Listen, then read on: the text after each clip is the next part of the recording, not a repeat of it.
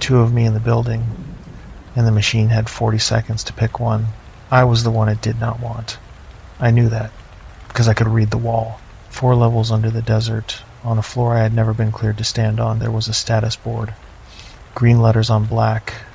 The same readout I had watched through 500 night shifts, except now it was scrolling my badge number. Beside it sat a little symbol. I had flagged that symbol on other people 100 times without knowing what it meant. I knew now. It meant surplus. It meant correction. The board was clearing me, one line at a time, oldest first. It took my shifts off the roster, the way an entry gets struck when it was never supposed to be there. Every line that went dark was a night I had worked, driven the hour out from Alder with the heater roaring, sat in the booth and made 3 lists agree. The board did not care that any of it was real. It cared that the count came out to 1. Then I noticed my feet were not where I had put them. There was a ring of yellow paint on the concrete, a steel plate set in the middle of it. The mark. Something under the floor had been reaching up out of that plate, a pull I could feel in the fillings of my teeth. And while I stood there reading the wall, it had walked me 3 steps toward the plate without asking my permission. My heels came down at the last of it. My toes were over the line. The rest of me was not. That hand's width was the whole of my life, and I did not know it yet. Across the shaft, a door opened. He came down the ramp easy, unhurried. 2 men from continuity a step behind him. He had my walk and my bad left knee and my gray work coat, and the only thing wrong with him was that his cuff was not torn. Mine was. I had never gotten around to fixing it. He was not afraid, because he had no reason to be. He was the one the record had chosen to keep, and they had brought him down for the closing, to be the one I was meant to fold back into. The light in the shaft went out. All at once, the way a furnace quits when the thermostat is satisfied, the pull let go of my teeth. I was still standing there, outside the ring, the whole count of me, and the window had closed on an empty mark. That was the night I finally understood the job, what Doyle had spent 2 years trying to tell me without saying it. The reconciliation was never about the logs. The record is the only thing left that can speak for me. Every morning there is a little less of me in it, and in every other record there is. So, I am keeping my own. My name is Owen Salter. It still was, this morning, on the one piece of paper I keep folded in the truck. It starts from before I knew the site had a lower level at all, from back when the strangest thing about Dunmore was the money. The money was the whole reason. I did not walk into this out of curiosity, and I was not chasing anything. I was 41 years old, and I was $11,000 behind on support, and my daughter's mother had stopped pretending it was a scheduling problem. When the offer came, it came the way those offers come, sideways, through a man I had done contract reconciliation for at a hospital billing outfit 2 towns over. He said he knew a place that needed a numbers man who could keep his mouth shut and did not mind a drive and a graveyard shift, and that it paid double what the hospital had, and that they did not ask a lot of questions if I did not either. I asked him what the place did. He said records. I asked him records of what? He looked at me for a second, and he said, "They will tell you what you need to know," which even then I understood was a way of saying, "They will not tell you anything." And I took the number down, and I called it that same night, because $11,000 is a specific number, and I am a specific man, and the 2 of us were not getting on well. What I swore I would never do, I went and did, and a man's oaths to himself are where his life keeps its worst jokes. My father worked graveyards at a rendering plant for 26 years, and he came home every morning smelling of the thing they will not put on the sign out front, and he came home wrong. Not mean exactly, but scraped, thin at the edges, a man who had spent the night doing something the daylight was not supposed to know about and could not put it down at the door. I was a boy who learned to be quiet in the mornings the way other boys learn to be quiet at church. And I decided the way a boy decides things at 9, thinking he has chosen when really they have chosen him, that whatever I did with my life, I would do it in the daylight, and I would come home able to look at people. I have worked nights for most of 20 years. The daylight jobs never paid, and the night jobs always did, because the night is where the work is that nobody wants seen, and it turns out I am my father's son in the one way I most wanted not to be, which is that I will trade the daylight for the money every single time and tell myself it is temporary, and it never is. There is one thing about him I have never told anyone. I was maybe 10. I woke early and came out to the kitchen, and he was already there at the table, still in his coat, not eating, just sitting, his hands flat on the wood. He did not hear me. I watched him from the hall. He lifted one hand and turned it over and studied the palm of it for a long time, as if he were not sure it was his own. Then he put it back down and squared it against the other one, flat, even, and something in him settled. I did not understand it then. I think I do now. He was making himself add up. He was counting himself back into the man who was allowed to sit at that table after a night of being someone the daylight was not meant to meet. I learned that from him before I learned to read. Keep my eyes down. Keep my hands where I could see them. Make the count come out before I let anyone look at me. I built a whole trade on it. And the first time I watched myself on a screen lift a hand to a stranger in a hallway, easy, warm, unguarded, I knew it was not me. My father's son does not do that, has never once done that, would sooner cut the hand off. What I was good at, I came to by accident, in a hospital billing office where they put me, because I could type. Billing is reconciliation with the mercy taken out. 3 systems that never agree. The charge, the claim, the payment, and a person underneath who is sick and getting sicker while the 3 of them argue. And my job was to make them agree without much caring what the agreeing cost the person. I was good at it right away, and being good at it frightened me a little, because the thing that made me good at it was that the not agreeing bothered me more than the sickness did. A column that will not close is, to me, a small open wound, and I will worry it until it closes, and I have worried some of them close at hours and in ways I am not proud of. Cass used to say I would rather be right than happy. She meant it about us, about the arguments I won that cost me the marriage, and she was correct about that too, but the deeper truth of it is that I would rather a thing come out even than almost anything, and Dunmore was a place built by people who had found a way to make that need in a man into a machine that runs on him. I did not know that when I took the drive. I only knew the money was a specific number, and so was I. Nell was 7 that winter. She is the reason for the whole thing, so she comes first. Everything else here is built off her. She had her mother's flat way of looking at a person she thought was lying, and my habit of counting under her breath when she was nervous, which I had never once seen myself do until I saw her do it, and Cass told me I had done it our entire marriage. Nell counted the stairs. She counted the cars at a light. When the custody schedule had me taking her every other weekend, she counted the days on the calendar in the kitchen, and if I was late, she knew exactly how late, down to the quarter hour. And she would tell me at the door, with no anger in it at all, just the number, which was worse than anger. Daddy, you are 2 hours and 15 minutes late. I did not want those weekends happening in the kind of motel my budget was buying. That is a small want. It is not a heroic want, but it is the true one, and I have learned to be suspicious of anybody, myself first, who tells a story where the reason is bigger and cleaner than money and a kid. We had a phone call every Tuesday before my shift from the parking lot. The signal died past the fence, so the lot was the last place I could reach her from. She was not much of a talker. She got that from me. Mostly she reported the state of the yard, the rabbit, whatever injustice the week had handed her, and she counted at me the days until the weekend. I have thought since about where those calls happened.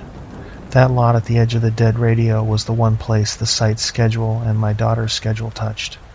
I stood there every Tuesday with 1 foot in her ordinary week and 1 foot in the thing that was going to take me out of it, and I did not know it. She would ask where I was. I would say work. She would ask what I did at work, and I would say I make sure the numbers are right. She liked that. It fit her, a father whose job was making sure things came out even. She told her teacher that once. The teacher wrote it down, and it went in a file. My daughter's account of what her father was. I wonder sometimes if it is still in the file, or if it has been quietly corrected to match the father the record keeps, the one who is there for the weekends, the one whose numbers come out even because he is the even number, the one of us the world decided to keep. She counted the days, and I counted them with her. The last thing she said to me on the last Tuesday, the one I did not know was the last, was that there were 4 days until the weekend. There were. The weekend came. I watched it happen through a windshield from 40 yards away. So I took the drive. The site set out past the last real town, past Alder, where the county road turns to the kind of two-lane that the map still shows, but the state has clearly stopped loving. I went 40 minutes on that, through nothing. Through the flat, pale scrub that in the dark is just a darker flat, nothing with the mountains, a suggestion at the far edge. And then there was a fence. And then there was a second fence. And between the two fences, there was a stretch of graded dirt with light poles on it that were always on, even at noon, which was the first thing about Dunmore that ever struck me as a small waste, the lights burning in daylight, and I filed it under government and did not think about it again for a long time. The drive was the part of the job I came to need, though it did not pay and did not count as hours. I got off the interstate at Alder, where the big automated freight rigs peeled away to the depots and left the road to the few of us still driving ourselves. After that, it was one man and one truck on 2 lanes of nothing for the better part of an hour. The mountains a low line that never got closer, the scrub going by pale in the headlights. The occasional dead ranch with a windmill nobody had turned off, spinning for no one. I had the road to myself almost always. Now and then, a single set of taillights ahead, another Dunmore badge doing the same drive. There was an etiquette to it that nobody had taught us, and we all kept. No one caught up, no one pulled alongside. Each of us let the others have their hour alone, and we arrived at the fence a decent distance apart and did not speak of having seen each other. I used to think that was just the temperament of people who take night jobs in the middle of nowhere, a shared preference for being left alone. I understand it differently now. Some part of all of us already did not want to be seen too clearly by anyone, already sensed that being clearly seen was the danger. We kept our distance on that road out of an old knowledge that had nothing to do with anything we had been told. The radio died at the fence line every time, and the dying of it was the sound of the drive ending, the last human voice cut off, and then it was just the heater and the road noise, and me, going down into a place that knew me to the 10th of a second, and did not in any way that mattered know me at all. Past the second fence the road went down. Most of Dunmore is below the caliche. What shows from the road is a low concrete building the size of a rural school, a parking lot, the poles, and all of it is a lid. I badged in at the top through a man in a booth who never once looked at my face, only at the reader, and then I took a ramp down, and the temperature dropped, and the desert went away behind me, and the air took on that recycled taste that all sealed buildings have, that flat, cool, nothing taste, cold pennies and machine-cooled dust, and I was in the part of the job I was actually paid for. The descent had stages, and I came to know them the way I knew the mile markers on my old commutes, without counting in the body. The radio died first, out at the fence line, not faded but cut, gone to a flat hiss between the two fences, as if the site drank the signal. I had stopped noticing the silence, the way a clock stops registering until the night it means something. Then the top gate, and the man who read the reader and not my face. Then the ramp. The first thing the ramp did was take the desert's temperature off me, that dry night cold with the smell of dust and sage in it even in the dark, and put the site's cold in its place. The site's cold had no smell at all.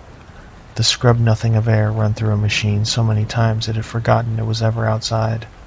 Then the pressure changed in my ears, a small closing, the door of the world shutting behind me, and I was on level 2, under the fluorescent wash that never changed and never dimmed. The floor was quiet the way a library is quiet, the hum of the air handling, the tick of the readers, and under it, if I listened, which I tried after a while not to, a deeper sound, a low working note that came up through the concrete from somewhere below, felt more than heard. The sound a big transformer makes, or a thing that is running and is not going to stop. I told myself it was the air plant. Everyone told themselves it was the air plant. It was not, and I think we all knew it, in the way a floor full of people knows the thing it has agreed never to say. The not saying was part of the job too, maybe the largest part. They did not put it in the description, because it cannot be advertised for. They advertised for a numbers man who could keep his mouth shut. The mouth shut was the whole thing. The numbers were just how they found the kind of man who could. My part was 2 levels down, not the lowest. I did not know for a long time how far down it went, and by the time I did know, it was too late to unknow it. Level 2 was records. Reconciliation, specifically, which is the unglamorous back room of records, the place where the logs come to be made to agree with each other. Every place that logs anything ends up with the same problem, which is that no 2 systems ever count the same. The badge readers say one thing, the biometric gates say another. The shift roster that a supervisor keys in by hand says a third, and none of the 3 match, because a man tailgates through a door behind somebody else and the badge never fires, or a reader double scans and counts him in twice, or the roster has him down for a shift he swapped out of. My whole job, the job I was hired for, and was good at and understood completely, was to sit in a booth with those 3 ledgers and find every place they disagreed and either resolve the disagreement or, if I could not, flag it and pass it up. This is the shape of an ordinary night, so the wrong one's read as wrong when they come. A man named Ames badges through the north door at 10:40. The biometric plate has him there at 10:42, clean, but the roster has him starting at 11. So I have a man in the building 20 minutes early, which is nothing. Men come early. I match the badge to the bio, note the arrival, close the line. Later, the same Ames badges out the north door at 3 in the morning, and there is no biometric to match it. He tailgated out behind the janitor, and the plate only reads the first palm. So, I have an exit with no confirmation. I pull the door camera. There is Ames going out behind the cart. I resolve the line to the camera and close it. That is the work. 100 small closings a night, each one a place where the machine's 3 memories of a man disagreed by a little and I made them agree.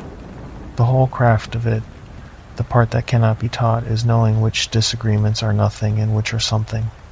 A tailgate is nothing. A double scan is nothing. Ames early for his shift is nothing. I had learned the grammar of nothing so well that my hand closed those lines before my mind had finished reading them. That fluency is the exact blade they turn on a reconciler. The site's one real trick, the thing under everything else it does, is to make the something look like the nothing I had trained my whole life to sign past without looking. I signed past the first of my own for months, not as an excuse, as a fact about how the trap was built. It was not baited for fools. It was baited for the competent, and the bait was competence. That is a specific kind of work, and it attracts a specific kind of person. A person has to be able to sit with a thing that does not add up and not let it go. Most people cannot. Most people, shown 2 columns that should match and do not, will find a reason to call it close enough and move on, because the not matching itches at a part of the brain that most people would rather scratch and forget. I am not built that way. Cass used to say, I would rather be right than happy, and she said it like an accusation, and she was correct, and it is the trait that made me perfect for Dunmore, and the trait that is now the only reason I am still a separate man from the one coming down that ramp. I could not let a discrepancy go. It is the best thing about me, and it is the thing that is going to finish me, and I have made my peace with that being the same thing, because I have learned it usually is. The booth was mine. There were 6 of them in a row along the back wall of the level 2 floor. Glass on 3 sides so a lead could walk the aisle behind us and see every screen, and each one held a chair and a wide desk and 3 monitors. 1 ledger to a screen. Badge on the left, biometric center, roster right. The job was to walk the night's entries and make the 3 agree. And when they did, I signed the night closed, and it went up to continuity, which was the office above us that I never saw and never had reason to see. And if they did not agree and I could not fix it, I tagged the line, and continuity handled it. Sit down at 11 at night, come up at 7 in the morning, make the count come out, double the hospital's pay for it, no windows. But I had not worked a job with a window in 15 years, and I was not going to start caring at 41. There were people, there are always people, and they matter. Because in the end, the people are the only part of this that I am sure was real. The only part the record cannot completely take from me, because I am keeping it here. Doyle had the booth on the end. He had been at Dunmore longer than anyone, long enough that nobody knew how long. He had the look of a man who had decided years back that the next thing to surprise him would be the last thing, so he had better not be surprised by much. He was maybe 60, reading glasses down on his nose, a cardigan under his coat, because he said the cold got into him worse than it used to. He did the work faster and cleaner than any of us. He never signed a night early. He never stayed a minute past 7. He trained me, in the sense that he sat me down the first night, told me 4 things, and left me alone. The 4 things were: badge left, bio center, roster right. Sign nothing I had not walked line by line. If continuity tagged a line back to me, leave it tagged, do not untag it to look clever. The 4th thing he said last, with no weight on it at all, the flat way anyone mentions where the bathroom is. Sometimes I would get entries out of the sub-level, out of level 4. Those I did not reconcile. Those I flagged and left. I asked him what was on level 4. He looked at me over the glasses. Above your clearance and above mine, he said, and the wrong thing to be curious about. Then he went back to his screen. That was Doyle for the first year. Reyes had the booth next to mine. She was younger than me, transferred in from a data outfit that did census work, and she was the only one on the floor who talked during a shift, which at first I hated and then came to need, the way I came to need a radio on a long drive to keep the flatness out. She talked about her kid, who was older than Nell, and giving her the kind of trouble that made her laugh so she would not do the other thing. She talked about the drive. She noticed things about the logs that I noticed too, and it was good to have somebody to notice them with, because a discrepancy shared is a discrepancy less to be afraid of. And there is a low grade of afraid that lives under this work that I did not have a name for until much later. Brant was the lead. He walked the aisle behind the glass with a tablet, and he was fine, as leads go, which is to say he left me alone if my count came out, and he got quietly unpleasant if it did not. He was continuity's man on our floor, the one who carried our tagged lines up and brought the answers back down, and I did not think about him much in the first year either, except to notice that he never sat, and that a man who never sits in a job that is entirely sitting is a man who does not think of himself as one of us. I never saw continuity, not really, not the whole of it. It was the office above us. Brant went up with our tagged lines and came down with the answers. Past him it was a closed door and a stairwell my badge would not open. I built a picture of it the way a person builds a picture of a company he works for but never visits. All guesses and the shapes of the decisions it sent down. The decisions had a quality I noticed before I could name it. They were never in a hurry and never surprised. A line I tagged as impossible would come back down a week later marked resolved. No explanation. Calm as a bank statement. I learned not to ask how. Asking how made Brant go still, and I did not yet know why. I think now that continuity was not really men at all, or not men only. I think it was the site itself, the accumulated habit of a place that had been keeping its own books far longer than any of the people currently keeping them. It had learned, over a long time, exactly how to move a discrepancy up and out of sight, and it used the men the way it used the readers, as instruments, as hands. Brant did not decide anything. Brant carried. When the night came that I was the tagged line, it was not Brant who decided to close me. It was the site, doing the thing it had always done, the way water finds the drain, and Brant came down to stand near it and make the loss orderly, because that was the shape of hand the site needed. I have tried to hate him, and I cannot, any more than anyone hates the reader at the door. He was a part of a machine. We all were. Some of us just found out which part. The wrongness of Dunmore lived in the work. Without the work, it is only a story about a light in the desert, and it was never that.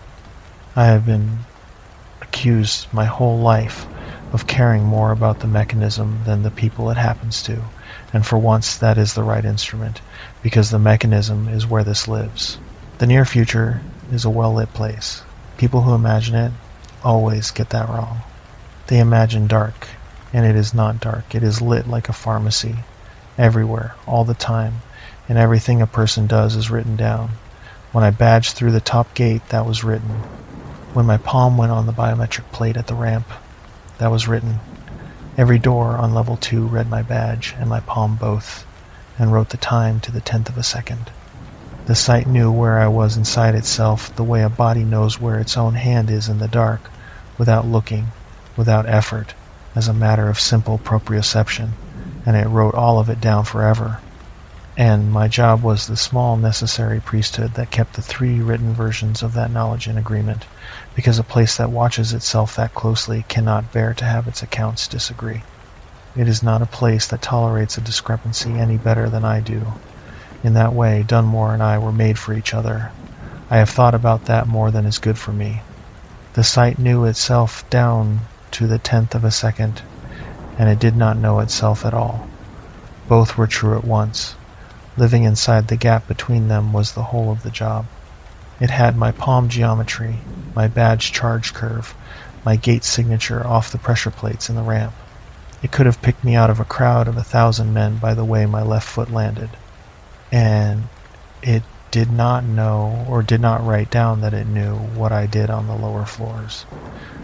The lower floors wrote into a ledger that did not come up to me. Only the seams of that ledger ever leaked into mine. A badge number 19 hours out of place, a location field somebody upstream had forgotten to redact. A place that watches itself that hard has to decide what parts of itself it is allowed to see, and Dunmore had made that decision the way a mind refuses a thing, by building a wall, putting the thing on the far side, and hiring people like me to keep the near side tidy so nobody would go looking for a door. For most of 2 years I kept the near side tidy and never looked for the door. The door was in my own logs the whole time. Once a fortnight. 19 hours wide. I signed past it because I had been hired to have exactly the kind of eye that signs past it. For a year the work was clean. There were the ordinary disagreements, the tailgates and the double scans and the roster typos, and I resolved them, and my count came out, and I signed my nights, and I collected my double pay, and I got out from under the $11,000, and then a little past it, and Nell's weekends stopped happening in the bad motel and started happening in a rented half of a duplex with a yard. And for a while I let myself believe that the strangest thing about my life was that I made a comfortable living, keeping the peace between 3 lists, out past the last town, under the caliche, with the lights burning overhead in the daylight for no reason I could see. Those were good months, and I did not know to be grateful for them. That is the only kind of good months there are. The duplex had a yard, gravel, a strip of dead lawn, a shed. Nell decided the yard was the best thing that had ever happened to her, because at her mother's there was none. Every other weekend she made it into whatever she needed. A fort, a store, a country with its own laws. The rabbit moved in under the shed that first fall. She named it, then decided a name was a kind of ownership, and ownership was unfair to a wild thing, so she unnamed it, formally, out loud. After that it was just the rabbit, and we were to leave it alone. I did. It stayed. There was a stretch where I would stand at the kitchen window on a Saturday morning with a cup of coffee and watch my daughter negotiate the terms of a nation with a rabbit under a shed. No drama in it at all. I had climbed up out of the hole. The $11,000 was behind me. The drive and the graveyard and the flat penny air of the site were a fair price for this window and this coffee and this girl. The ordinariness is what the sight took first, before it touched anything that leaves a mark. It took the Saturday window. It made the man standing there into him, the kept one. The thing I would trade the paper in my truck for, the thing I can never get back, is not my name on a lease or a bank account.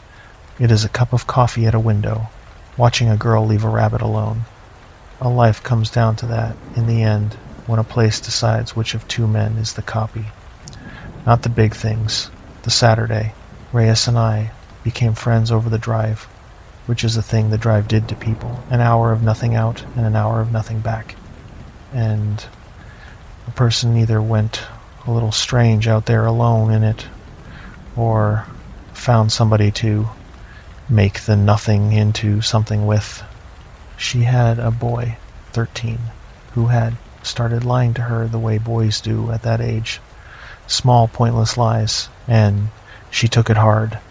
Not because of the lies, but because she could feel him becoming a person, and she would have to get to know all over again. And she talked about it in the flat way. She talked about everything, laying it out like census data. So many lies this week, trending up. And it took me a while to hear the fear under the flatness, and once I heard it I could not unhear it, and I think that is why she was the one I told, when the time came, because I already knew what her fear sounded like when she was pretending it was just numbers. Doyle stayed Doyle. He warmed by about a degree over the first year, enough to save me half a sandwich once when I had forgotten mine, enough to tell me the coffee upstairs was safe, and the coffee on level 3 was not, and to never ask him how he knew, and I took his degree of warmth as the ordinary thawing of a man toward a coworker, and did not understand until much later that Doyle did not warm toward people he expected to be around. He warmed toward me the way a person comes to know a thing he means to grieve. The lights should have told me something, and they told me nothing, because at the time they were a small waste of electricity and nothing more. The afterward kind of knowing is a lie about how it felt to be there, and how it felt to be there was ordinary. It felt like a job, as fact, not as regret. It felt like a job right up until the night my own badge number came up twice. It was a Tuesday. It does not matter, except that I know it was a Tuesday, because Tuesdays I called Nell before my shift. I had called her from the parking lot that night. She had counted the days until the weekend at me through the phone. 4. She told me the yard had a rabbit in it now, living under the shed, and I told her we would leave it alone. Then I badged in and went down, and it had been a night like any other. Reyes was out sick, so the booth beside me was dark, and I had the floor quiet, which I liked, or thought I liked. I closed a stack of ordinary lines. I drank the bad coffee. I got up once and walked the aisle to keep my back from seizing, and I remember the floor was so still I could hear the deep working note come up through the concrete, the one we all called the air plant, and I remember thinking nothing about it at all, which is the last time I can be sure I thought nothing about it. It was around 3 in the morning, in that dead trough of a shift where the mind goes loose, that I came to a line in the badge ledger that was mine. Not mine as in belonging to my station, mine as in my badge number, scanning through the level 2 east door at 4 minutes past 9 that evening, almost 2 hours before I had badged in at the top gate. I remember looking at it the way I look at my own name spelled wrong on a piece of mail, a small stumble in the reading, a thing that does not fit the sentence, and I did what I would have done with anyone's line. I checked it against the biometric. The biometric had me on the plate at that same east door, 4 minutes past 9, my palm, my geometry, a clean read, no error flag. And the roster had me down for the 11 o'clock start, one shift, the shift I was sitting in. So there were 2 of me in the badge and bio logs that night, one that came in at 4 past 9 and one that came in at 11. 19 hours would have been the gap if the early one had gone all the way around the clock, but it had not. It was just an evening scan where no evening scan should be, and I did the reasonable thing, which was to assume the reader had ghosted. Readers ghost. A badge fires late, holds a charge, throws a phantom read an hour off. It is rare, but it is known, and it is exactly the kind of thing my job existed to clean up, so I cleaned it up. I tagged the early line as a probable reader fault, matched it to nothing, and I did not resolve it, because a thing cannot be resolved to nothing, so I flagged it and I passed it up. My hand did not shake and my mouth did not go dry. I was not afraid. I was mildly annoyed at a piece of hardware, and that was all of it. I have gone back to it many times looking for the dread, and it is not there. What frightens me now is that the beginning of it felt like nothing at all. I mentioned it to Reyes on the break, the way two people mention a strange pothole on a road they both drive. "Got a ghost on my own badge tonight," I said.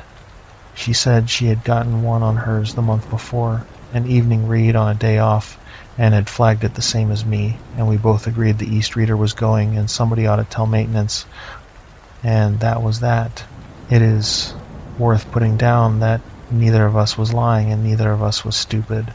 We were doing exactly what the training and the good sense of the work told us to do. The system was designed, I understand now, so that the reasonable response and the fatal response were the same response, and I do not think that was an accident. And I do not think Brandt or Continuity sat in a room and planned it, but I think the site had learned, the way a place learns, that the people who reconcile its books will always reconcile a discrepancy toward the boring answer, because that is what a reconciler is hired for. We were not marks. We were tools, working as designed. I have gone back over that break room conversation 100 times, the two of us agreeing the East Reader was going, and what strikes me now is how good the reasoning was. It was not lazy. If the same two log entries went to any competent reconciler in the country and did not tell him where they came from, he would call it a ghost read too, because a ghost read is overwhelmingly the likeliest cause of a badge appearing twice, and betting on the likeliest cause is not a failing. It is the entire discipline. It is what separates a reconciler from a man who sees a conspiracy in every rounding error. The trap at Dunmore was not that it fooled careless people. It was that it hid the impossible thing inside the exact statistical shadow where a careful person is trained never to look, and it did that, I am convinced, not by cunning but by long selection, the way a stream bed learns the shape of the water. The site had been running for a long time.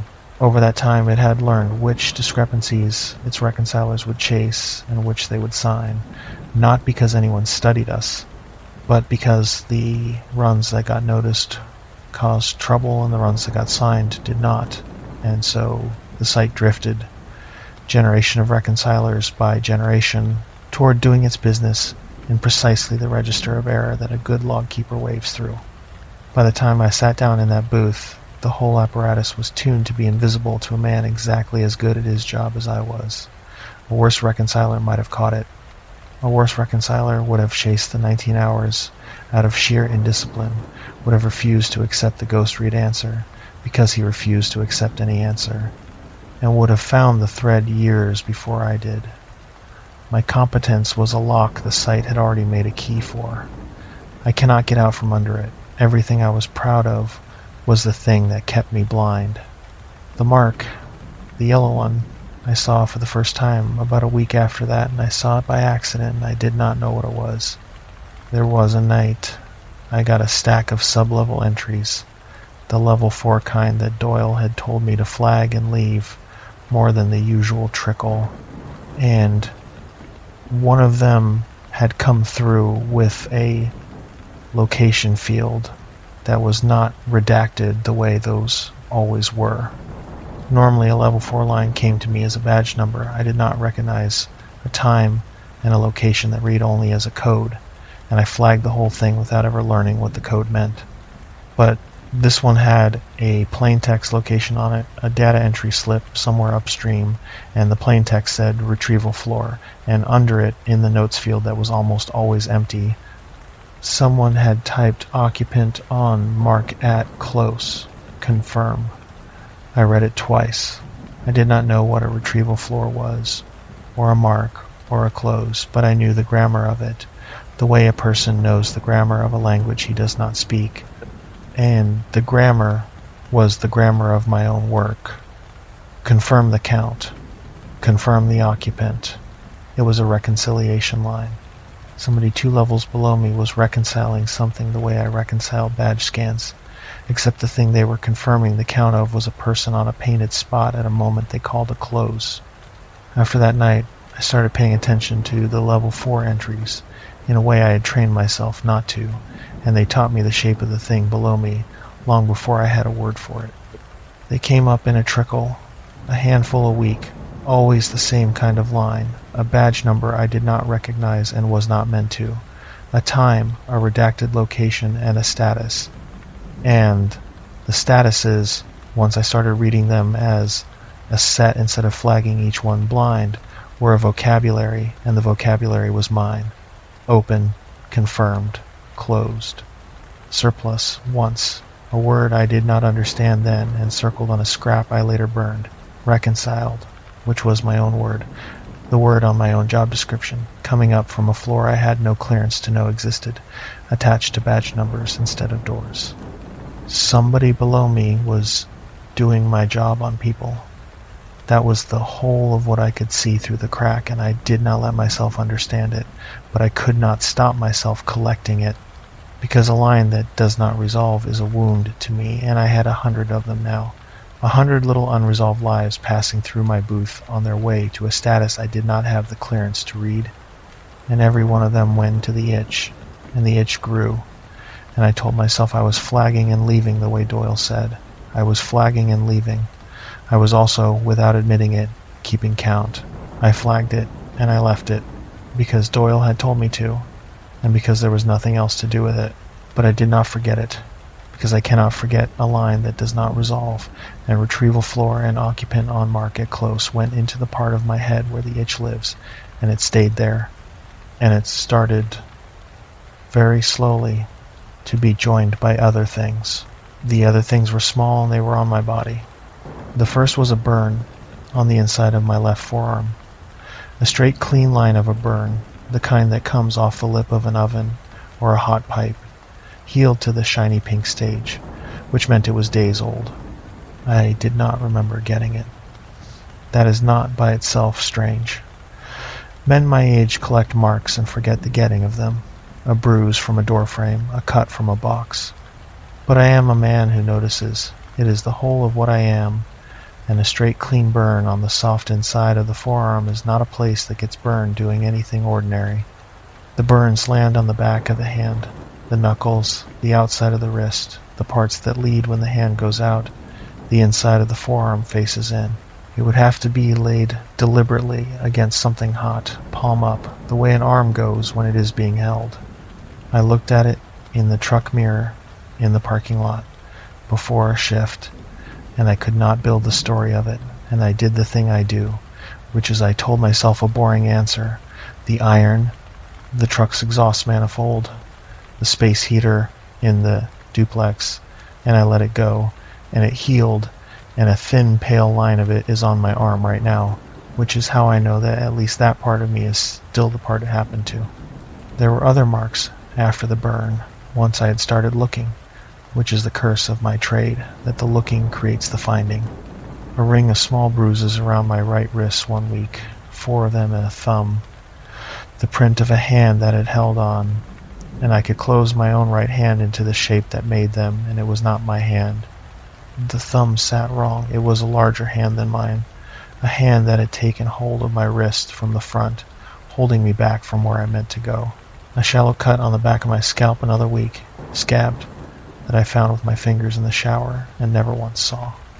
And a taste, which is the one I hated most, because a taste is not a mark I could photograph in a truck mirror and tell myself a boring story about.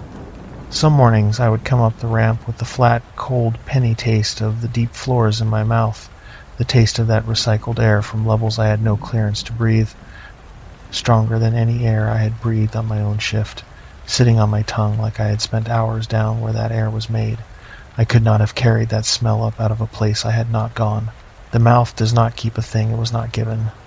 I would drive home working my tongue against my teeth trying to get rid of it, and it would fade by the county road, and I would tell myself it was the coffee, or the cold, or a filling gone bad, and I believed each boring story a little less than the one before, the way I believed the alibi of a man whose columns I had already started to doubt. Then there was the tiredness. I have worked nights most of my life, and I know my own tiredness the way I know my own handwriting. There is the tiredness of a shift which lifts with coffee and a shower. There is the tiredness of a bad stretch of sleep which sits in the eyes and the temper. And there was this new thing which was neither, which was the tiredness of a day I had not lived. I would come up the ramp at 7 in the morning after a shift where nothing had happened, where I had sat and reconciled and signed and had not so much as walked the length of the floor twice, and I would be wrung out the way I got wrung out on the worst double shifts of my 20s, hands heavy, a soreness in the legs and the low back like I had been on my feet on concrete for a day and a half. The body kept a tally the mind could not read. I would drive home with the windows down to stay awake, and I would sleep 10 hours and wake still owing sleep to a debt I had not run up. Reyes said it too, once, in the careful way a person says a thing while half hoping the other will laugh it off. You ever come up feeling like you worked 2 shifts? And I said yes. And neither of us laughed it off, and neither of us said the next thing, because there was no next thing to say, only the flat fact of 2 people arriving at the same wrong feeling from the same wrong place. The paired scans kept coming. Once I started tagging them, I started seeing them, which is how noticing works. The thing was probably always there, and I had been signing past it. Every week, or 2, there would be a badge, sometimes mine, sometimes Reyes. Once one of the men from the far booths, whose name I did not know, and the badge would show 2 entries a set distance apart. And the distance, when I finally sat down one dead hour and worked it out on paper, was always the same. 19 hours. Not 19 hours and change. 19 hours to the 10th of a second. Over and over, an interval so exact it could not be a fault, because faults are sloppy, faults scatter, and this did not scatter. This landed on the same number every time like a machine set to a stop. A ghost read does not keep to a schedule. Whatever this was, it was not the reader going bad. It was the reader working perfectly, reporting a thing that was actually happening, and the only reason it read as an error was that the thing it was reporting could not be true, which is a different category of problem entirely, and it is the category my whole profession exists inside, the true report of the impossible count. I took it to Doyle. That was the mistake, if I have to name one, except I do not think there was a version of me that would not have taken it to Doyle, because a discrepancy that clean is unbearable, and Doyle was the only one who might know. I waited until a dead hour, and I went down to his end booth, and I put a printout in front of him, my own paired scans, the 19 hours circled, and I said, "Doyle, this is not a reader." He did not pick up the paper. He looked at it where it lay, and he took his glasses off, which I had never seen him do at his desk, and he cleaned them on the cardigan, slow, and he put them back on, and he said, "How long have you been counting the gap?" I said, "A while. It is always 19. He said, "I know." And then he was quiet for long enough that I understood he was deciding something, weighing me the way I weigh a line I am not sure I can resolve. And whatever he decided down, because what he gave me was a fraction of what he had doled out like a man paying a debt he resents in the smallest coin that will clear it. He said, "You are going to want to leave this one alone, and I am going to tell you why in a way that lets you leave it alone, and then you are going to do that." He said, "This site does a thing on the lower level, and the thing it does makes the count come out wrong on purpose, and cleaning up the wrong count is the reason you and I have jobs." He said, "The 19 hours is real. Do not tag it as a fault anymore. Tag it as a level 4 correlate and pass it straight up, and do not put a note on it. And do not," he said, and here he leaned toward me and dropped his voice under the hum of the floor, "do not ever go looking for the retrieval floor, and do not ever stand on the mark." And I said, "What is the mark?" And he said, "The place where the count comes out to 1. He would not give me more. I asked, and he shook his head and put his glasses down his nose and went back to his screen. The audience with Doyle was over. I went back to my booth with the printout and my heart going, finally, at last, The dread arriving 3 months late, the way thunder arrives after the eye has stopped watching for the flash. I sat down. I looked at my own badge number in the night's ledger, and for the first time I did not see a piece of data. I saw a report about my own body being somewhere I did not remember being, on a schedule. Doyle had just confirmed it was true. He had been carrying it for years. The cardigan and the reading glasses and the never staying past 7 were the shape a man takes when he has decided to keep working inside a thing he cannot fix and cannot leave. I changed after that night. In small ways I noticed, in small ways I only saw later. I stopped talking in the booth about anything that mattered, because I had understood, finally, that there was no unwatched place at Dunmore. That the site wrote down not just my badge and my palm, but my words, my pauses, the direction my eyes went on the screen, and that a place which keeps that scrupulous an account of a man is not keeping it for nothing. I started doing my private thinking in the truck, on the drive. In the 1 hour a day the site could not write down, and even there I caught myself glancing at the mirror. I started noticing how a floor full of people talks when it has agreed never to say the true thing.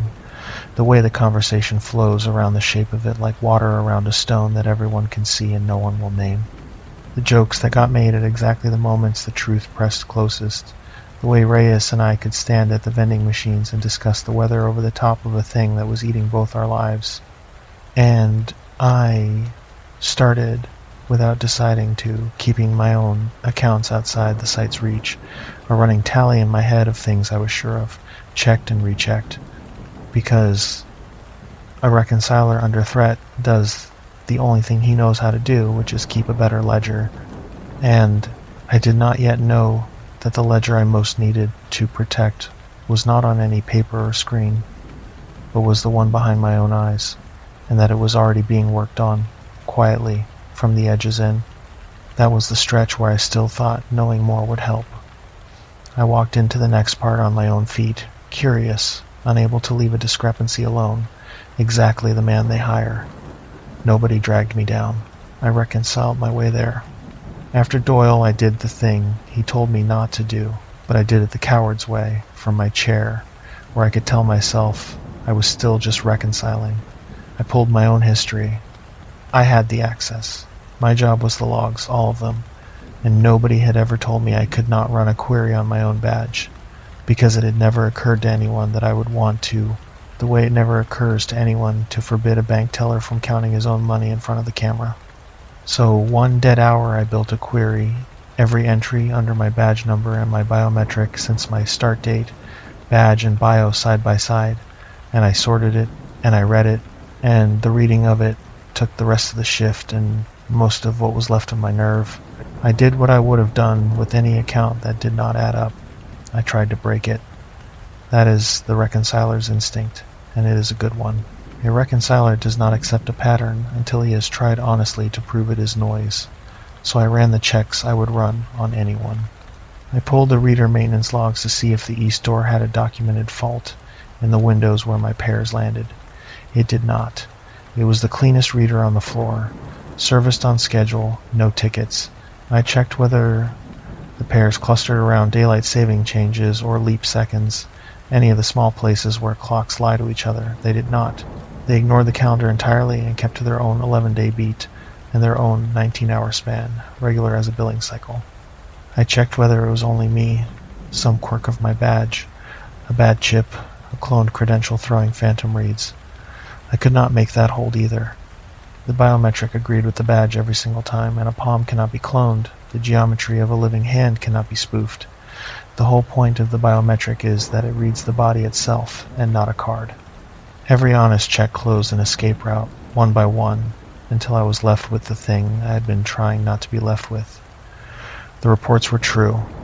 A living body with my palm had been at that door on those nights. The body was mine, and I did not remember any of it. There is a particular loneliness in being the best equipped man in the building to disprove a thing and failing to disprove it about myself. I had spent 2 years being the one who could always find the boring answer. The boring answer had run out. What is left after the boring answer runs out is the whole reason a place like Dunmore needs men like me. to stand between the sight and the moment anyone has to look directly at what it is for. I had just used my own skill to walk myself right up to that moment, alone, at 4 in the morning, 2 floors under the desert. The paired scans were not rare. I had thought they were rare because I only caught the ones that happened to land in a night I was reconciling. Pulled all together, laid out clean, they were a pattern with a heartbeat. Every 11 days, give or take a day, going back almost to my start, there was a pair. My badge in at an evening hour I did not remember. My palm on a plate I did not remember touching. And then 19 hours to the 10th of a second later, another read, always at the same door on level 2, the east door. The one nobody used, because it led toward the freight core and the down ramps. 19 hours, every 11 days, for most of 2 years. And on the roster, the third ledger, the human one, every one of those nights showed a single ordinary shift, mine, 11 to 7, signed and closed. 2 of me in the machine's memory, 1 of me in the record of what I did. And the location on the early scan of every pair, the one I had never been able to read before because it always came redacted, was readable now because I was pulling it from my own record, and my own record apparently did not redact itself from me. It read, level 4, retrieval floor, every time. I had been going down to the retrieval floor every 11 days for 2 years, and coming back up 19 hours later with sore legs and a mark I could not place, and no memory of any of it, and signing my ordinary shift, and driving home, and telling my daughter to leave the rabbit alone. The feeling was not the one the movies reach for. It was not terror. Terror is the body's answer to a thing coming for it in the dark, and I was still, technically, in a chair, safe, warm, doing my job. It was something colder and more particular. It was the feeling of finding, in a set of books I had kept scrupulously my whole life, a second set of transactions in my own hand that I had no memory of writing, and knowing the hand was mine, because I know my own hand, and that the writing was real, because the money moved. It was the specific vertigo of a reconciler who cannot reconcile himself. My whole life I had been the man who made the columns agree, and here was a column I could not make agree with my own memory, and the column was me. I told Reyes I had to tell someone, and Doyle had given me all he was going to give, and Reyes had felt the tiredness of 2 shifts and flagged her own ghost, and she was the only person alive who might not think I had lost my mind. I waited for a night we overlapped, and I brought her the printout on break, out by the vending machines where the cameras were and the microphones were, because there was no place at Dunmore that was not watched, and I had stopped pretending otherwise, and I laid it out. My pairs. The 19 hours, level 4, and her face did the thing my face must have done, the small stumble, the reread. And then she did what I had not thought to do, because she is faster than me at some things. She is a census person. She thinks in populations where I think in single lines. She said, pull mine. I pulled hers. Same pattern. Every 11 days, offset from mine by a few days, so our pairs interleaved. An evening scan, she did not remember. 19 hours, the east door, level 4, and single clean shifts on the roster the whole way. She sat on the little plastic chair by the machines with the paper in her lap, and she did not say anything for a while, and then she said the thing that turned it from my private madness into a shared and therefore real one. She said, "So, it is not you?" And I said, "No." And she said, "It is the sight. It is doing it to us." And having her say it in her flat census voice, "It is doing it to us," made it a fact in the world instead of a fear in my skull. And I have been grateful to her for that, and I have hated her for it. Because before she said it, I could still have been crazy, and crazy would have been survivable, and after she said it, I could not go back. Something happened to the 2 of us in the weeks after that, a thing I have only seen otherwise in people who have survived the same wreck. We became careful with each other in a way that was almost tenderness, and was really fear wearing tenderness for cover. We stopped joking about the tiredness. We started, without ever agreeing to, arriving in the lot at the same time and walking in together and leaving together. And it was not romance. There was nothing of that in it. It was two people who had each become the only proof the other one was not insane, and we guarded that. She had a boy at home and I had a girl every other weekend, and neither of us said aloud what we had both started calculating, which was what it would mean for them if the site decided we were a problem, whether the thing that had eaten Novak backward out of the list could reach a 13-year-old's memory of his mother, a 7-year-old's memory of her father. We did not say it because saying it would have made it a thing we had to act on, and there was no action, there was only the work and the logs, and the slow, careful pulling of threads on the one ground, where we knew the terrain better than the men above us. So we pulled threads. We were reconcilers. It was the only weapon we had, and it was a weapon that only ever told the truth and never once changed it, which I have come to think is the cruelest kind of weapon there is, the kind that lays out the exact shape of what is killing a person in perfect detail and does nothing at all to stop it. We started together doing the thing the site had trained us both never to do, which was to chase a discrepancy past the point of resolution. But we did it carefully, and we did it in the logs where we had cover, because the logs were our native ground. Reyes had the idea about the footage. The site wrote everything, and everything included the cameras, and the camera archive was indexed by, of all the ordinary things, badge and time, because how else would a clip ever be found? So we did not have to break anything. We had to look up our own paired scans in the one system that would show us a picture instead of a number. We did it on her booth, late, with Brant up in continuity and the far booths empty. She keyed my earliest clean pair, the evening scan, the east door, and the archive coughed up the clip, and there I was. It was me at the east door at an evening hour on a night I had spent, according to every memory I owned, at home. I was wearing the gray coat. I badged, and I put my palm on the plate, and I went through the door toward the freight core, and I did not look tired, and I did not look afraid, and I did not look like a man being marched anywhere. I looked like myself, going to work a shift I had done 100 times, unhurried, a little bored, checking the reader with the same glance I check it with every night. There was no one behind me. There were no men from continuity, no guards, no coercion in the frame at all. I walked myself down toward level 4 of my own apparent free will, and the door closed behind me and the clip ended. Rhea said, "Quiet. That is not you being taken." And she was right, and it was worse than being taken. A man dragged screaming to the lower level is a victim, and he can be grieved cleanly. A man who walks down calmly, checking his badge, doing his job, is something I did not have a word for yet, and the not having a word was its own kind of cold, because I am a man who can always find the word.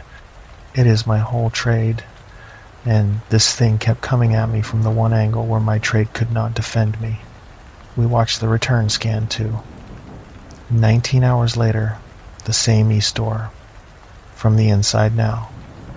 The door opening, and me coming back through it toward the level 2 floor. And here was the first thing that was truly wrong in the near-miss way, the way that is worse than a monster, because a monster, at least, is honest about being other. The man who came back through the door was me, and he was almost right, and the almost was in the walk. Going down, in the first clip, I favored the left knee the way I have favored it since a fall off a loading dock when I was 30. Coming back, 19 hours later, the man favored the left knee too, but a beat late, like a man who had learned the limp from watching, rather than a man who had earned it from falling. It was the smallest thing. Reyes did not even catch it until I ran it 3 times and pointed. But once I saw it, I could not unsee it, and it sat in my chest. A stone I had swallowed, because it meant the thing that came back was working from the outside of me. It had my limp, as a fact it knew, not as a pain it felt. We ran more of them. Once I had the thread, I could not stop pulling, and every clip taught me one more small wrongness about the difference between a man and a copy that is nearly good enough. In one, the returning me stopped at the east door and checked his badge, checked it again, twice, the way I do, a habit Cass used to tease me for. I felt a stupid flush of recognition. There I am. Then he checked it a 3rd time, a 4th. He stood there working a badge that had already read clean 4 times. 5, because he knew the man he was copying checked his badge and did not know when to stop.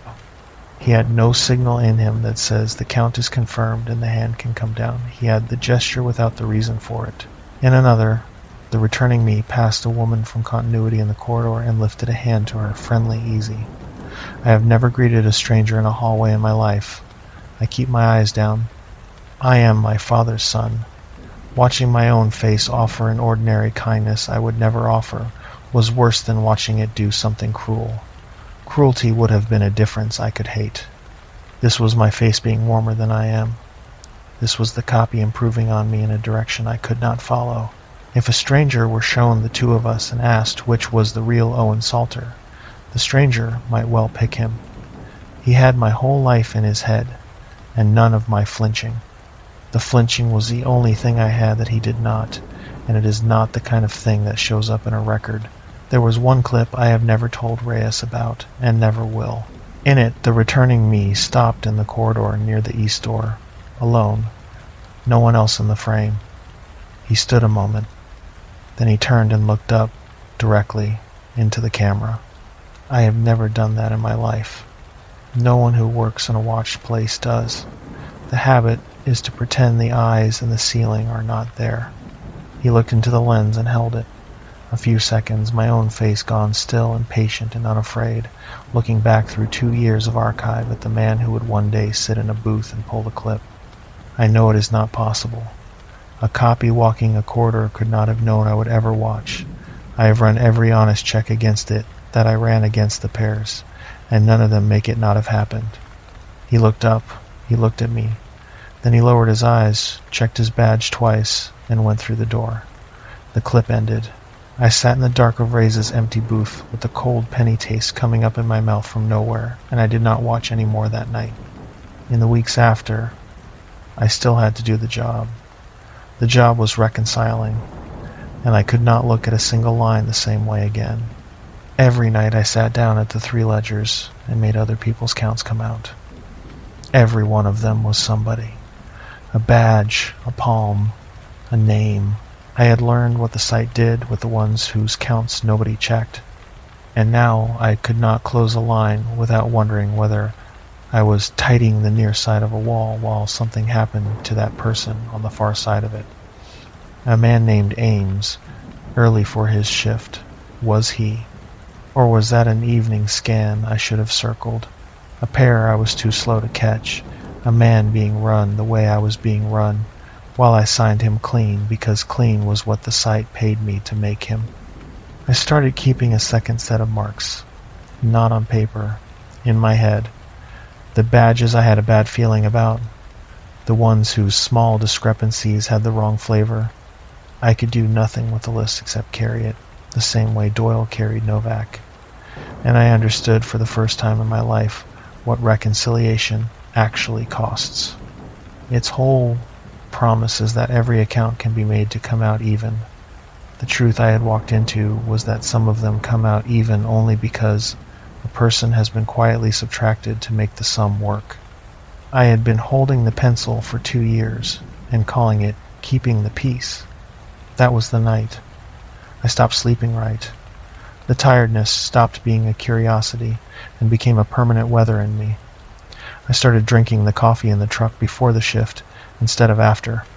And I started, without deciding to, parking the truck facing out toward the road at the duplex, nose to the street, ready. Ready for what? I could not have said. Doyle gave me the rest of it a week later, and he gave it to me because I forced his hand, and I am not proud of how. I put the footage on a drive, and I brought it to his booth, and I did not ask. I set the drive down, and I said, I have watched myself walk down to the retrieval floor and seen a not quite me walk back, and you are going to tell me what the site does, or I am going to keep pulling threads until continuity notices me pulling them, and then it will be worse for both of us. So tell me while it is still quiet. He looked at me for a long time. Then he took the drive, and he put it in his cardigan pocket, which I understood was him taking it out of the world, and he told me, low and fast, in the flat voice a man uses for the thing he has rehearsed alone for years and never said aloud. He said the sight sends a person back, not far. 19 hours, always 19. That was the interval the first run ever reached, and the machinery cannot reach past its own first reaching. So 19 is the floor, 19 is the ceiling, 19 is the whole of it. He gave me the thing under the rule next. The machinery could not reach earlier than its own first run because there had to be a floor, a place before which it could not go. Otherwise it would chase itself down forever, a run inside a run inside a run with no bottom.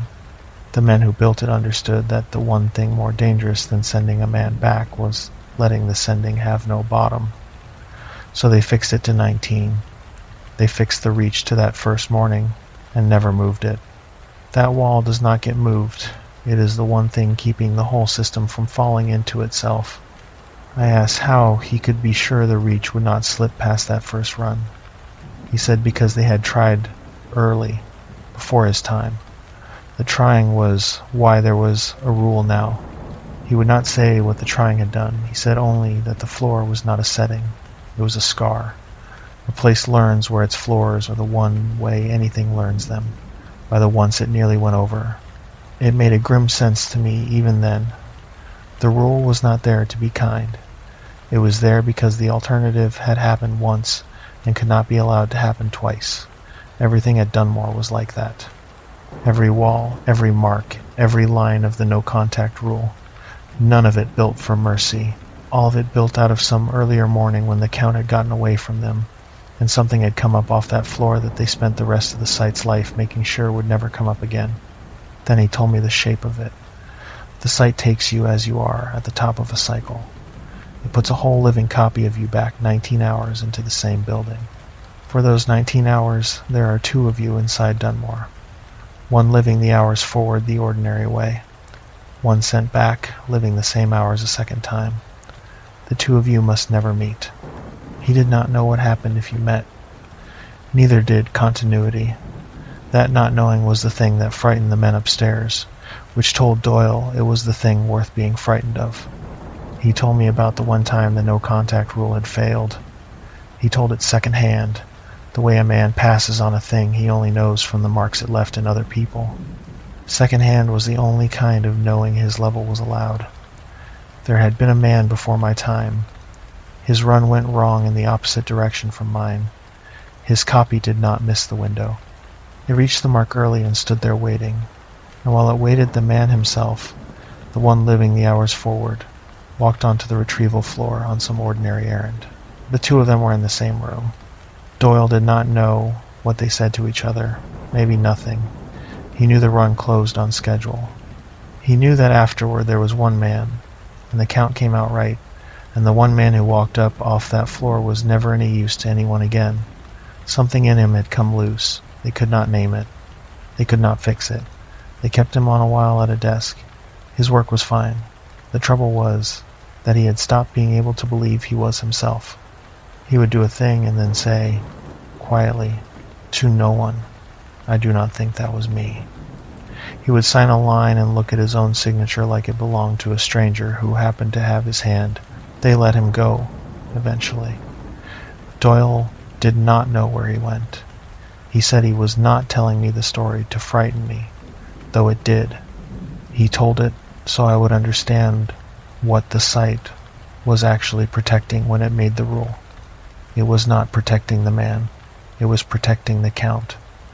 It could survive a surplus. It could survive a miss. What it could not survive was a man standing in a room with himself, both of them knowing it, because after that neither one could tell the machine, or himself, which was the original and which was the correction. A count you cannot confirm is worse to Dunmore than a count that comes out wrong. The rest of it he gave me flat, in order. The copy that is sent back does whatever the run is for. Doyle did not know what the runs were for and had stopped wanting to. At the close of the cycle, the copy has to be on the mark. In the yellow ring, at the exact second the window shuts. If it is, it gets pulled back up the 19 hours and folded into you, collapsed. Everything it did and saw and felt down there is gone. Wiped. Not yours. But everything that happened to its body stays. The burn stays. The bruise stays. The sore legs stay. The mind keeps nothing. The body keeps all of it. That, he said, is why you come up wrung out from a shift you slept through, and why you carry marks you cannot place. You have been down there. You were just never the one who kept the memory. I said, why us? Why the reconcilers? He said, not the reconcilers. The low badges. Anyone whose count nobody checks. He said, they run the ones nobody asks after.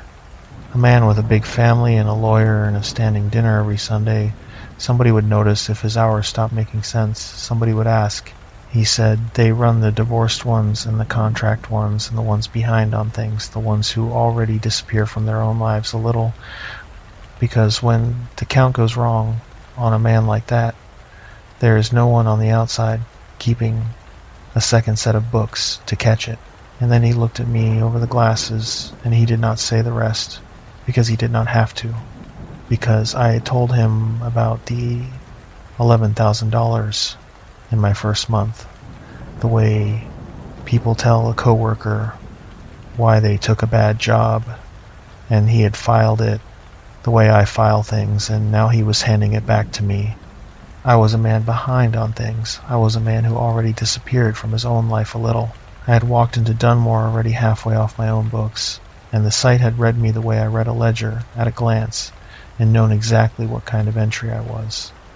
I asked him the question that mattered, though I did not know yet how much it mattered. I said, what happens if the copy is not on the mark when the window shuts, if it misses?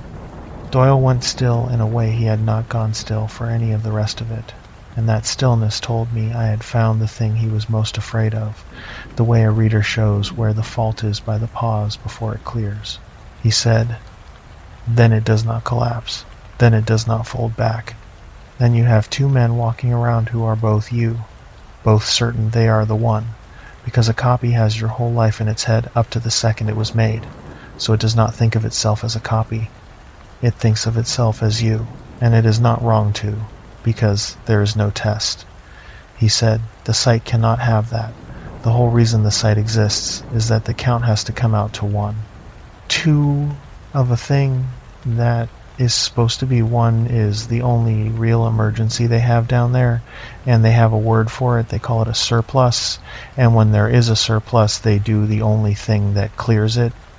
They put the surplus back on the mark at a window with nothing to fold into, and they close it. And I said, close it into what? And he said, into nothing. There is no origin waiting for it. It just goes to where the collapsed hours go.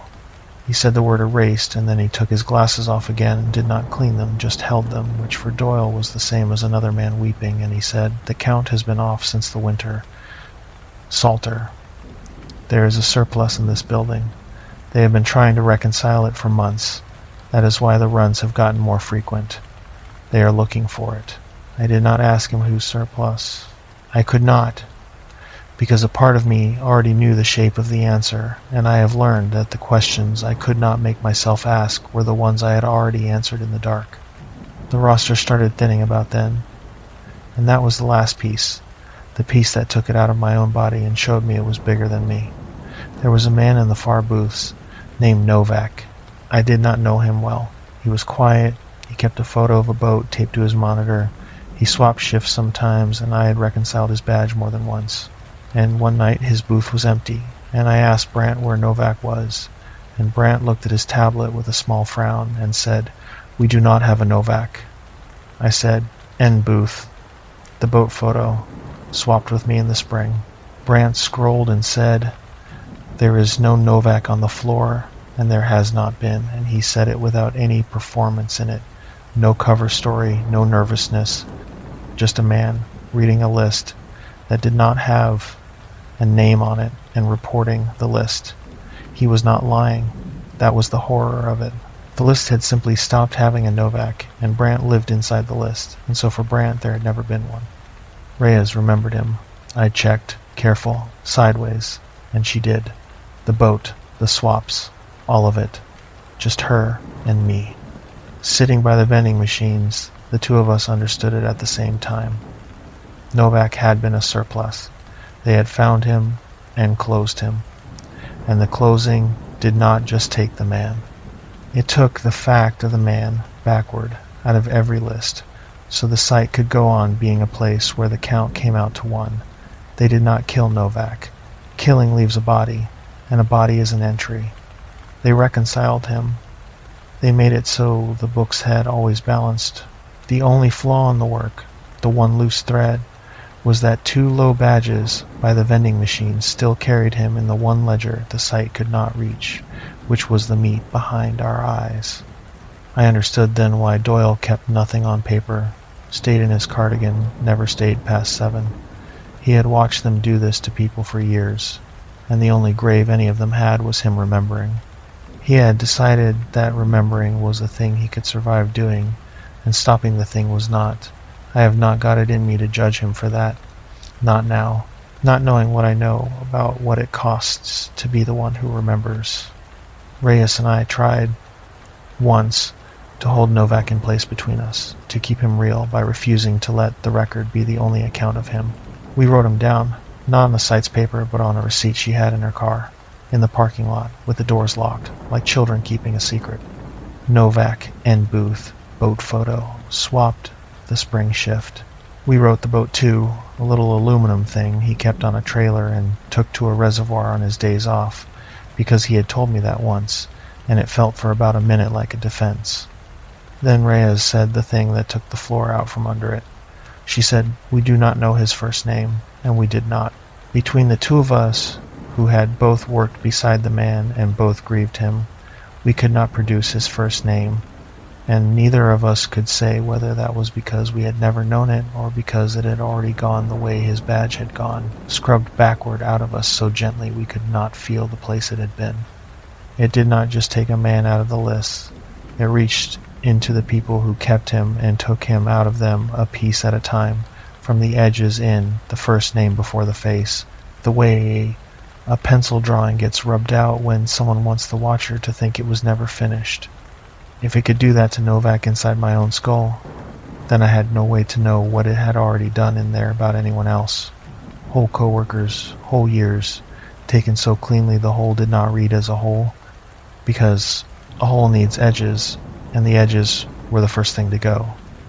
I lie awake now and take an inventory of the people I am sure of, and every night the list feels the same length, and I have no way to know if it is, because the only instrument I have to measure it with is the same one being edited. And then, 3 nights after Novak, I ran my own query again, the way a tongue keeps going back to a sore tooth, and my start date was wrong. It was 2 months later than it should have been.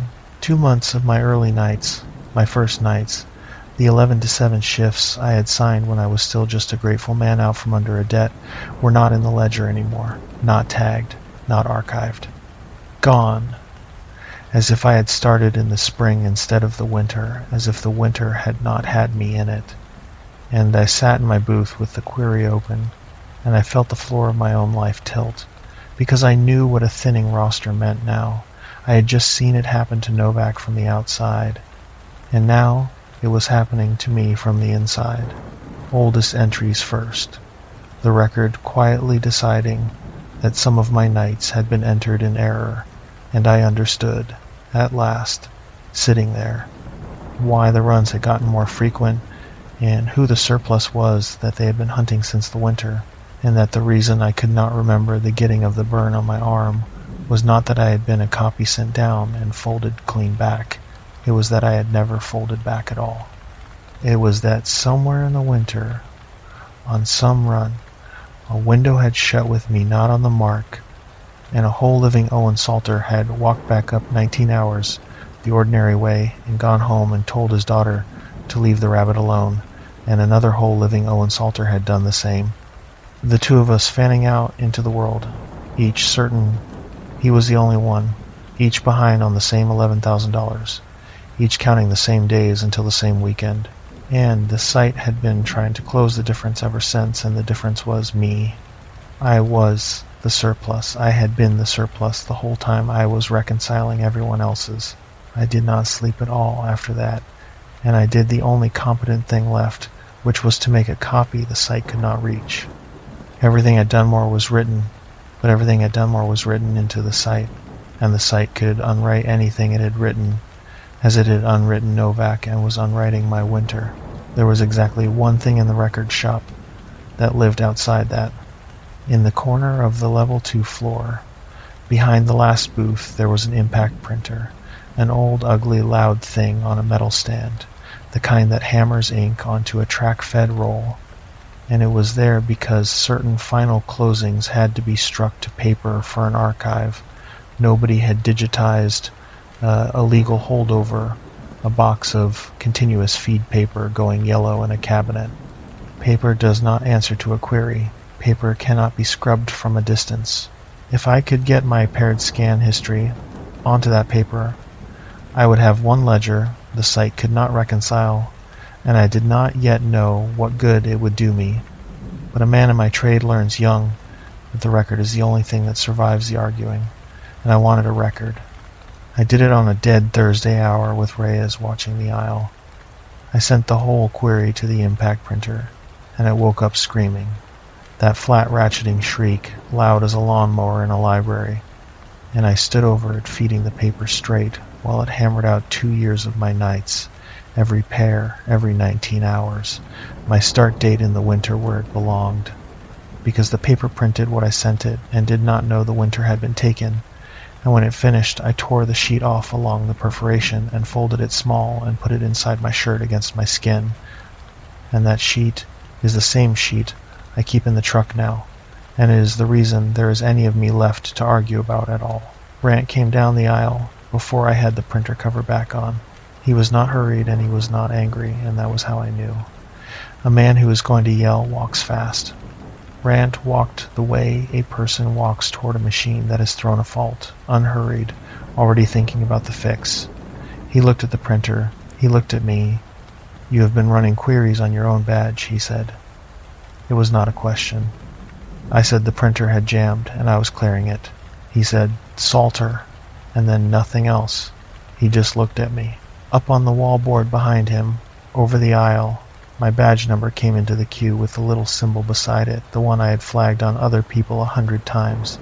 Brant had not come down to catch me. He had come down because the close had already started, and a lead goes to stand near the thing he is about to lose, so the loss is orderly. He was not my enemy. He was the man who carried the tagged lines up and the answers down. Tonight I was a tagged line, and he had come to walk me up. I did the arithmetic of a cornered man, which is fast and bad. The top gate was badge controlled and my badge was scrubbing. The ramp up was cameras the whole way. Behind Brant, the far booths were emptying, the other low badges being sent home early, the way a floor gets cleared before a thing is done that no one wants witnessed. And Reyes was still at her booth, with her face gone flat and careful, and there was no way up that did not go through the reader that had already stopped knowing me. Doyle was at my shoulder. I had not heard him leave his booth. He had his coat on over the cardigan, which he never did before 7, and he spoke without looking at me, watching Brant, low and fast. He said, "There is one way out of a close, and it is down, not up." He said, "When they run a close, they open the freight core off the retrieval floor, because they have to move equipment, and the freight core comes up outside the second fence. And the freight door is the one door in this building that does not read a badge during a close, because during a close they need it dumb." He said, "But you have to cross the retrieval floor to reach it, and there is a cycle running right now. That is what the close is, and you cannot be on the mark when the window shuts. And the window is 40 seconds long, and it shuts once a minute." He said, "I will get the floor gate open. You cross when I do. Do not stop for me, and do not stop on the yellow." I said, "Doyle." And he said, "I have been down here a long time, and I have never once been on the record for anything, and that is going to have to be worth something tonight. And go." And he went past Brant at a speed I did not know he had, toward the down ramp, and Brant turned to follow him, and that turn was the gap, and Reyes was up out of her booth and had my sleeve, and we went the other way, down the ramp behind Doyle. before Brant had finished deciding which of us to want. The down ramp went past level 3, which I never saw more of than a sealed landing, and then it opened onto the retrieval floor. And what I saw of it was not much. Because a man crossing a floor he has 40 seconds to cross does not sightsee, and because the part of it that mattered was small and painted yellow and near the ground, the floor was large and cold, colder than the rest of the site, the cold penny taste of it thick enough to chew. Most of it was dark. The light came from the middle, from a shaft that went down out of sight and up out of sight. Out of the shaft rose the glow Doyle's freight door talk had prepared me for, and had not prepared me for at all. A deep working glow, dull red at its heart, climbing the shaft in a slow pulse I could feel in my teeth before I could see it, the same pull that had been dragging at my fillings. Around the mouth of the shaft, at floor level, there was the ring. Yellow paint on the concrete, wide enough for a man to stand in with room, worn at the edges where feet had scuffed it. Set into the center of it, a plate, a round steel plate the size of a manhole. That was the mark. That was the whole of the machine as far as I ever saw it. Not a chamber, not a chair with straps. A painted ring, a steel plate, a glow coming up a hole in the ground. The worst of it was how plain it was, how much it looked like the marks I painted my own work around, a place on a floor that meant the count is confirmed here. Across the floor, past the shaft, there was the freight gate, a wide roll door standing shut, and off to the side of it a control station, a lit panel on a stand. And Doyle went for the station, and I went for the gate with Reyes, keeping the shaft between us and it the way I would keep a fire between me and the cold, and the pull got stronger the closer we came to the ring. A lean in the body toward the plate that I had to fight the way I would fight a slope. And I understood without being told that the pull was the window opening, that the machine was reaching up out of the shaft for whatever body was nearest the mark, and that being near the mark when it reached was the whole danger, and I was near the mark. Then the other door opened, the door at the top of the far ramp, and continuity came down.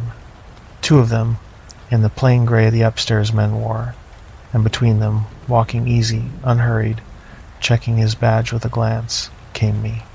He had my walk and my coat, and he favored the left knee on the ramp, and his cuff was not torn, and he was not afraid, because he had no reason to be, because he was the one the site had decided to keep, and the two men were bringing him down to stand near the mark and confirm the count, the way the data slip had said months ago, occupant on mark at close, confirm. He was the confirm, I was the occupant. The site's plan was as plain as the mark itself, and it was a reconciler's plan, my kind of plan. Put the surplus on the plate, bring the kept copy to witness, shut the window, come out to one. The next part is the one I understand least, and have gone over the most. I was at the gate. Doyle had reached the station. His hands were moving on the panel. The roll door had started to lift, a foot, 2 feet, cold desert air coming under it, the freight core beyond it and up and out. Reyes went through low, under the door, out. I did not. When the window opened all the way, the pull took me, and my feet went where I did not send them, back toward the ring. 3 steps, 4, the plate hauling me in. I fought it and lost ground. Then I was at the edge of the yellow, toes over the line, the rest of me leaning back against the thing that wanted the rest of me too. Across the shaft, the other me stood between the 2 gray men and watched. My own face. No cruelty in it, no mercy either, just the mild attention of a man watching a count come out. The glow climbed the shaft to its full height. On the wall, the board scrolled my badge number and began, one line at a time. Oldest first, to take my knights off the roster. Doyle did the thing that saved me. And it was not on the mark, and it did not balance any count. I have had to make my peace with the fact that it was, in the coldest terms, useless. He did it anyway. Doing the useless human thing anyway is maybe the only clean act in the whole of it. He left the station, The gate needed a hand on the panel to stay up, and he took his hand off it and crossed the floor toward me, into the pull, an old man in a cardigan under a coat leaning into a slope that was trying to fold him. He got a fist in the back of my coat and pulled backward, away from the ring, with all of what was left of him. It was enough. Barely. It moved me a hand's width. It got my weight back over my heels. The two gray men were coming around the shaft for him now. He shoved me toward the closing gate and said the last thing he ever said to me. I was never on the record. Then the window shut. The light went out all at once, the way a furnace cuts when the thermostat is satisfied. The pull let go of me. I was still there. Still me. Still the whole count of me, 3 steps from the ring with the gate coming down, and the last of the glow died in the shaft. And where Doyle had been, the two gray men were standing, with their hands empty and their faces already smoothing over into the mild blankness of men who have just watched a list get shorter and felt it as nothing, because whatever Doyle had made himself into by stepping off the record to pull a surplus off a mark, the sight had reconciled it in the same instant it shut the window, and there was no Doyle to catch, because there had stopped being a Doyle to have been there, and only I saw the shape of the empty air where an old man had just spent the last unwritten thing he had. I went under the gate. It came down on the tail of my coat, and I tore it free, and I was in the freight core, cold and dark and going up, and Reyes was there, and we went up the freight core toward the desert, and the second fence, and the burning poles, and behind us, Dunmore closed its books. The freight core came up in a gravel lot outside the second fence, behind a row of transformer housings, and the desert was there, black and enormous and indifferent, and the poles down at the main building were burning in it the way they always burned, day and night, wasting their light on nobody, and I understood the lights for the first time. They were never for seeing by. They were the sight keeping its own accounts lit around the clock, refusing the dark the way it refused a wrong count, a place that could not bear an unwatched hour.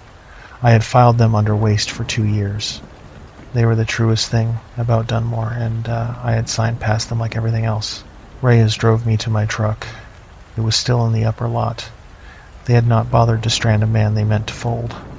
We sat in it a minute with the heater roaring, neither of us saying the thing. Then she said it.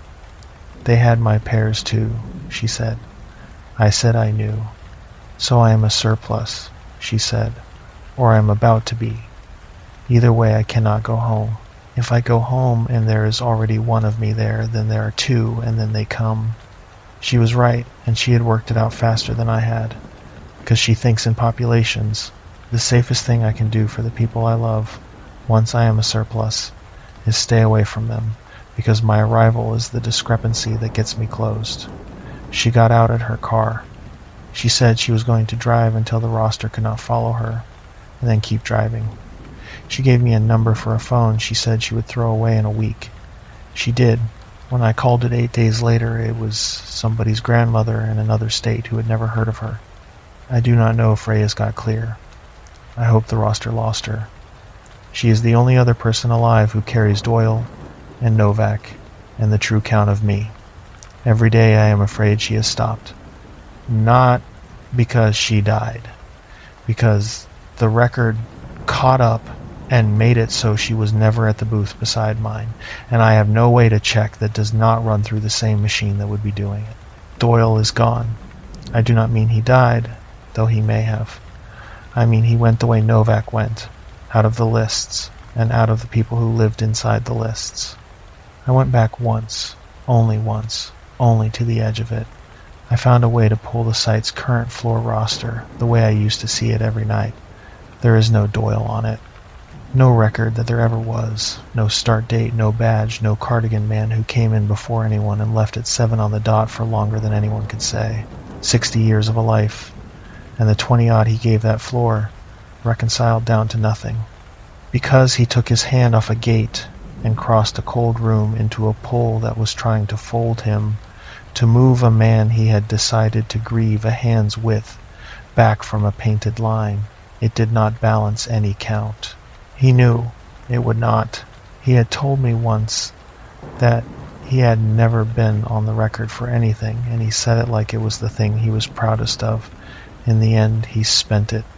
The one asset he had kept clean his whole life, the fact of being unwritten, he spent it on me. The site charged him the only price it knows how to charge, which is not death, it is subtraction. It is being made never to have been.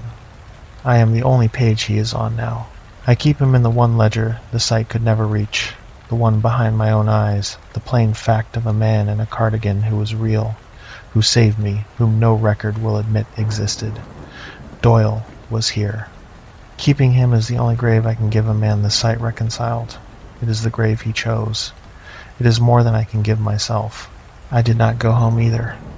There is an Owen Salter in the duplex with the yard.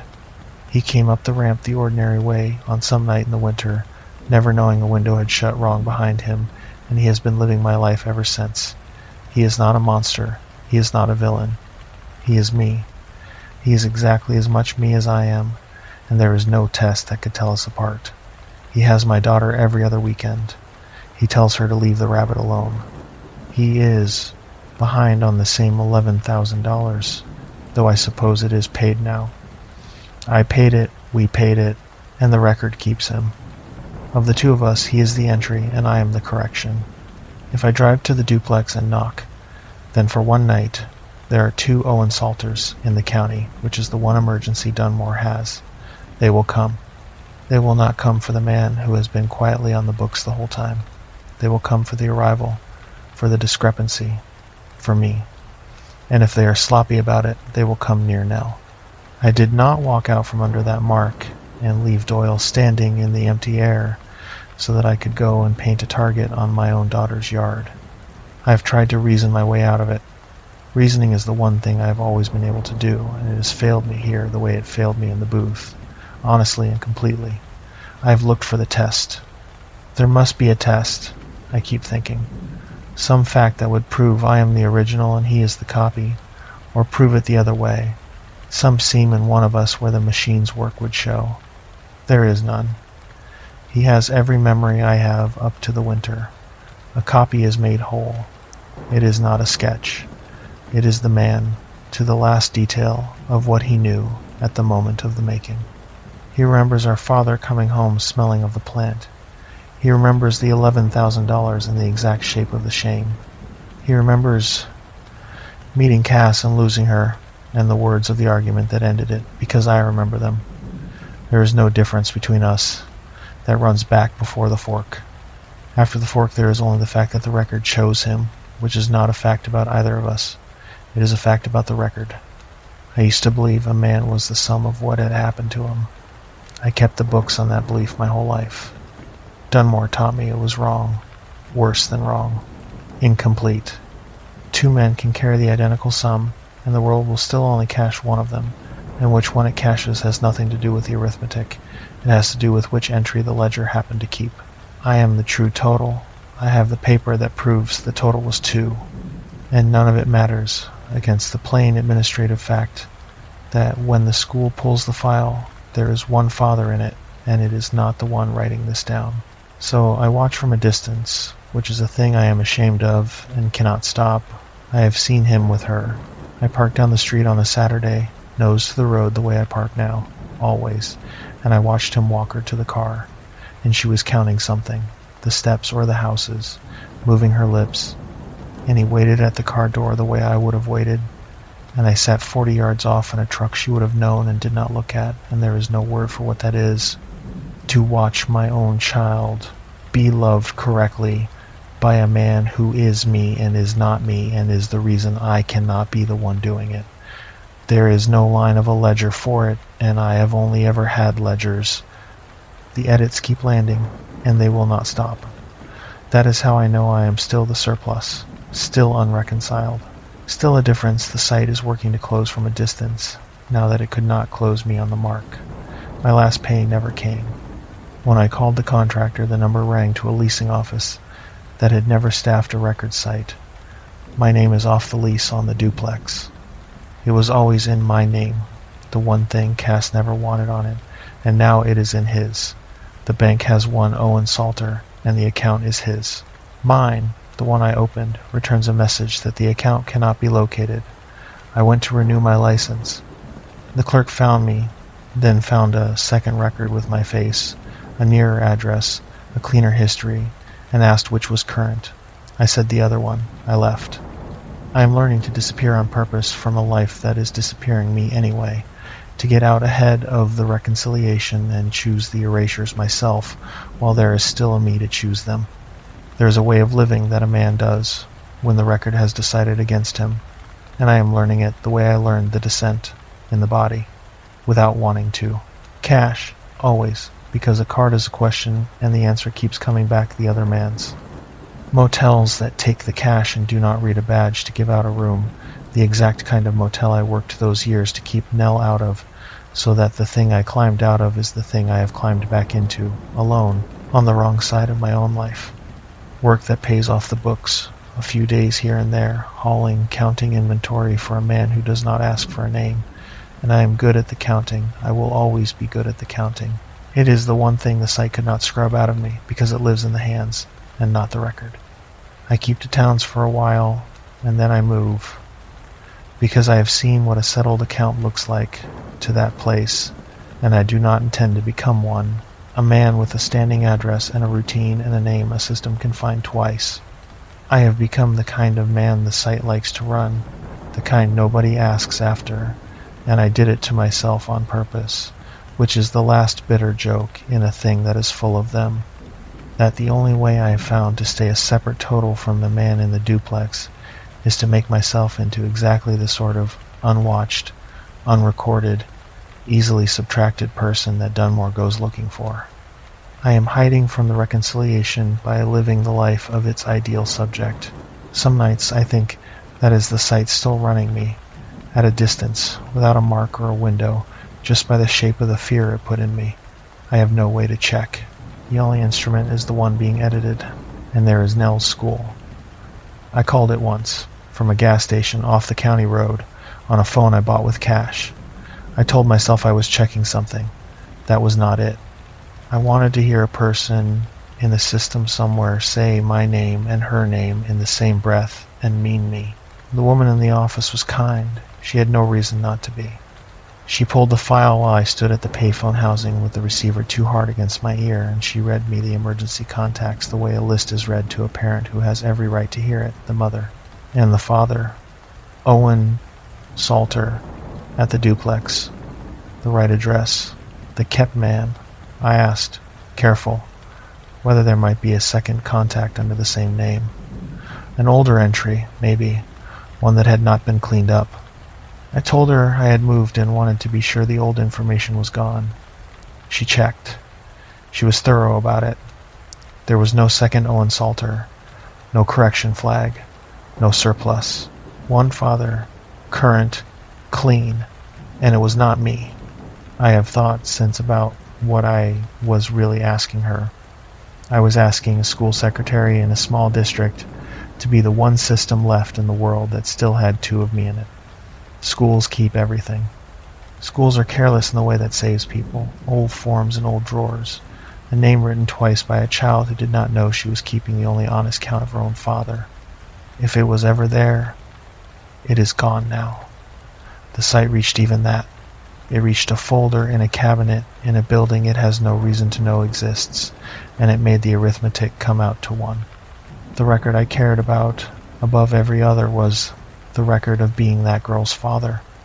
The books had already balanced, and I was the line they struck to make them balance. There is one record they cannot reach, and it is folded in the door pocket of the truck, going soft at the creases from being taken out and put back. It is the sheet I struck to paper on the impact printer the night the clothes came for me. 2 years of my nights hammered into a track-fed roll that does not answer a query and cannot be scrubbed from a leasing office in another state. It shows my badge going in at an evening hour I do not remember, and again 19 hours later. Over and over, every 11 days, back to a start date in the winter that no system will admit to anymore. It is the only place left where the count comes out to 2. I take it out and I read it the way Nell reads a calendar. The days laid out exact, and I put it back, and it is proof of everything except the one thing I most want proved, which is which of us struck it. Because a copy has the whole of the original's hand up to the second it was made. I remember standing over the printer feeding the paper straight. So does he, if he remembers it at all. The paper does not say which set of hands fed it. It only says there were two, and that one of them is not on any other page in the world. I keep the truck facing the road. I did that before Dunmore, and I do it more now, and I do not pretend to myself anymore that I do not know why.